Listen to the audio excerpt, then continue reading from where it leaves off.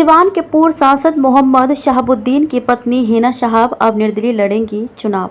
सिवान के पूर्व सांसद मोहम्मद शहाबुद्दीन की पत्नी हिना साहब अब निर्दलीय चुनाव लड़ेंगी। उन्होंने इस बात का ऐलान करते हुए कहा कि अगर सिवान की जनता चाहे तो मैं जरूर चुनाव लड़ूंगी। हिना साहब के इस बयान के बाद अब बिहार के सियासी गलियारों में हलचल तेज हो गई है।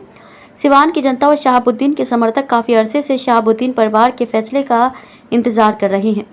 हिना साहब के कार्यकर्ताओं का कहना है कि उनके इस बयान के बाद अब ये स्पष्ट हो गया है कि हिना साहब को कोई टिकट दे या ना दे, लेकिन 2024 में वे भी चुनावी अखाड़े में उतरेंगी। राजद से बड़ी दूरियां। सिवान के पूर्व सांसद मरहूम शहाबुद्दीन के इंतकाल के बाद से शहाबुद्दीन समर्थकों ने हिना साहब को राज्यसभा भेजने की मांग की थी, लेकिन राजद ने उनके समर्थकों की एक नहीं सुनी और दोबारा लालू यादव की पुत्री मीसा भारती को राज्यसभा भेज दिया। इसके बाद से शहाबुद्दीन समर्थकों में निराशा छा गई। इसी नाराजगी के बाद हिना साहब ने प्रेस वार्ता जारी कर कह दिया कि हम अभी किसी भी पार्टी में नहीं है, मैं अब बिल्कुल न्यूट्रल हूँ। राजद ने अब तक रखा है दूर। हिना साहब की प्रेस वार्ता जारी करने के बाद सियासी गलियारों में हड़कंप मच गया था। फिर तेजस्वी यादव की जदयू गठबंधन से सरकार बनी, लेकिन शहाबुद्दीन परिवार को राजद ने ना ही कोई बड़ी जिम्मेदारी दी और ना ही सरकार बनने के बाद एक भी बार कोई बड़ा नेता मिलने नहीं आया।